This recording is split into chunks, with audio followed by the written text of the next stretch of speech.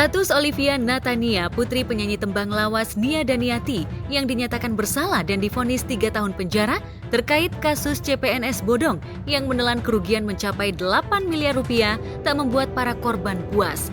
Apalagi hingga saat ini, uang korban belum juga kembali. Ketidakpuasan itulah akhirnya membuat para korban membawa kembali kasus ini pada sidang perdata di Pengadilan Negeri Jakarta Selatan. Dan yang cukup mengejutkan adalah bukan hanya Olivia dan sang suami Rafli Tilaar, Nia Daniati pun ikut digugat dalam kasus perdata ini. Lantas apa yang membuat para korban akhirnya menyeret Nia dari pusara kasus penipuan CPNS bodong ini? Jadi Ibu Nia Daniati kita masukkan sebagai turut tergugat karena kan pada saat kita berusaha untuk mencari Olivia dan mau bermediasi, Olivia tidak dapat ditemui. Kita menemui Bu Nia Daniati dan Bu Nia Daniati mengetahui juga sekarang seluk-beluknya dan alur ceritanya seperti apa. Makanya kita tarik Bu Nia Daniati sebagai turut tergugat. Agenda sidang hari ini untuk kasus perdata Olivia Natania itu sudah memasuki babak saksi. Jadi hari ini kita menghadirkan 2 saksi setelah perjalanan lama dari kita pertama mengajukan gugatan itu 6 Juni tahun 2022. Yang membuat proses panjang itu karena bukti suratnya banyak banget kan. Ini jumlah korban kan 179 orang. Minimal 1 orang itu 5 bukti surat. Jadi memang dibagi-bagi beberapa kali kan. Nah itu makanya prosesnya panjang banget, sudah hampir 1 tahun ini. Jadi hari ini adalah agendanya masuk ke saksi. Setelah saksi, kesimpulan, dan insya Allah setelah itu putusan. Saksi yang dihadirkan saat ini rekan dari korbannya juga ya, ini Bu Agustin dan Pak Karno. Gitu.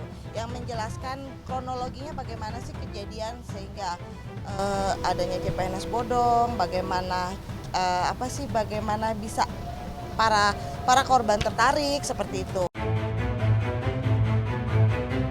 Persidangan memang cukup lama, apalagi korban yang dihadirkan mencapai 175 orang. Masing-masing korban menunjukkan 5 bukti yang diserahkan ke majelis hakim. Lantas benarkah selama persidangan berlangsung, Olivia dan Rafli dan juga Nia tak hadir di persidangan? Bahkan kuasa hukumnya untuk sekedar mendampingi pun tak juga terlihat batang hidungnya. Yang kita gugat ini kan yang pertama Olivia Natania, yang kedua Rafli suaminya, dan turut tergugatnya itu Ibu Nia Daniati. Dan itu sudah dipanggil secara resmi sebanyak 3 kali oleh pengadilan dan dinyatakan sah rilas panggilannya, tapi memang tidak ada yang hadir. Sampai saat ini tidak ada yang hadir, makanya otomatis ditinggal karena sidang kan harus tetap berjalan. Kecuali rilasnya dianggap tidak sah karena tidak diterima, baru sidang tetap harus ada panggilan koran seperti itu atau perubahan alamat. Seharusnya wajib hadir karena dari rilas panggilan tersebut kalau mereka hadir itu kan ada proses mediasi, ya kan? Tapi karena mereka tidak hadir, proses mediasi mau tidak mau harus terlewati. Gimana mau mediasi orang nggak ada lawannya kan?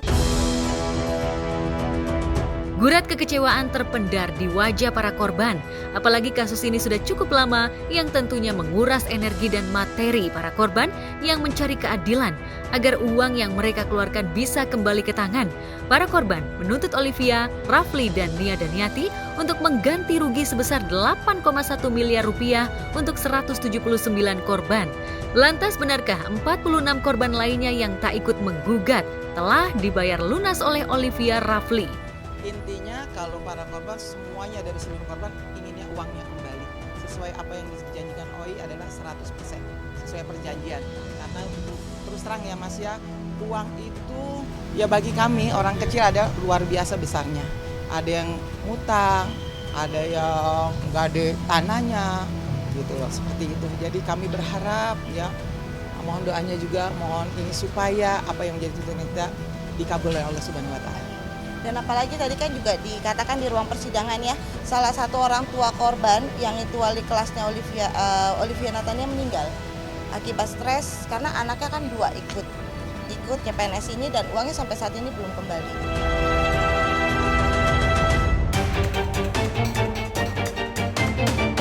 Sejurus dengan para korban seleksi CPNS bodong, Gideon Tanker harus kembali menelan kekecewaan lantaran mantan istrinya Rita Amelia kembali tak hadir di persidangan mediasi terkait kasus harta Gonogini untuk kesekian kalinya. Ibu mertua dari Raffi Ahmad itu hanya diwakilkan oleh tim kuasa hukumnya. Ketidakhadiran Rita ini tentu saja membuat Gideon yang selalu hadir di persidangan tak bisa menyembunyikan kekecewaannya.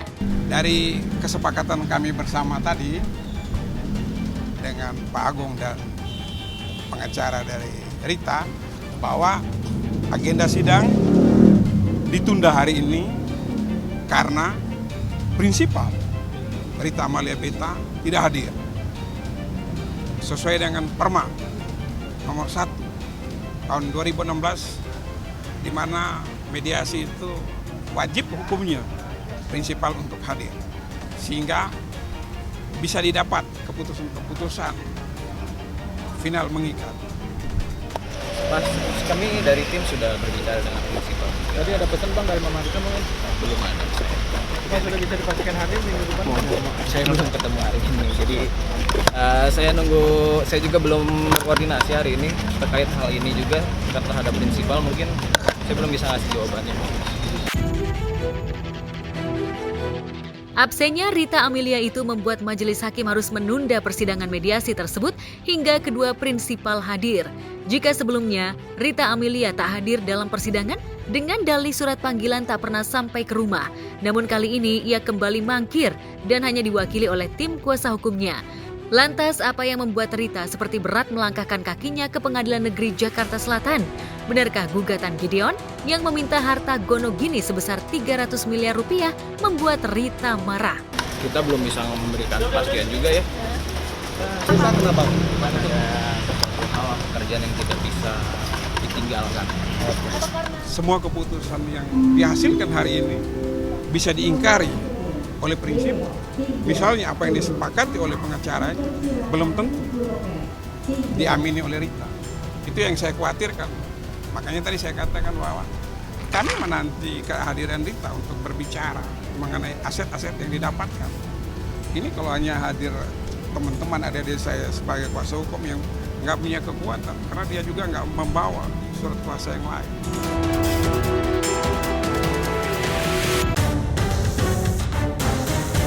Keputusan Amar Zoni untuk bisa menghirup udara bebas terkait kasus penyalahgunaan narkoba belum juga menemui titik terang. Meski disebut-sebut pekan depan, namun tanggal pastinya belum bisa dipastikan.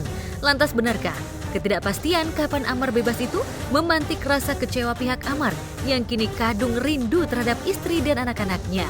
Bahwasanya untuk Amar seharusnya dia keluar di tanggal 4 atau maksimal hari ini tanggal 5. Nah, kepastian Amar sudah keluar atau tidak saya belum bisa kasih informasi kepada teman-teman media. Yang jelas seharusnya Amar keluar kemarin tanggal 4 atau tanggal 5 hari ini. Ju Yamto selaku Humas PN Jakarta Selatan belum mengetahui persis kapan Amar bakal bebas murni. Jika melihat putusan majelis hakim, Amar divonis 7 bulan penjara oleh majelis hakim lantaran terbukti bersalah telah menyalahgunaan barang haram narkoba.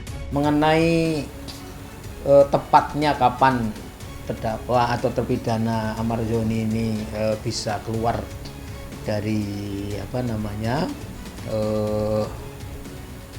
penjara, tentu harus dihitung sebagaimana faktor-faktor pertama masa rehabilitasi dan masa penahanan tersebut. Ya, jadi pihak keluarga udah saya sampaikan bahwasanya ada misunderstanding antara pihak kejaksaan, pihak lapas terkait masalah tanggal lamanya Amar jalanin penjara ini, kurungan penjara ini itu ada miss sekitar 5 hari ya, dari tanggal 8 sampai tanggal 13 karena pihak penyidik Polres Jakarta Selatan tidak memasukkan itu sebagai penahanan penyidikan.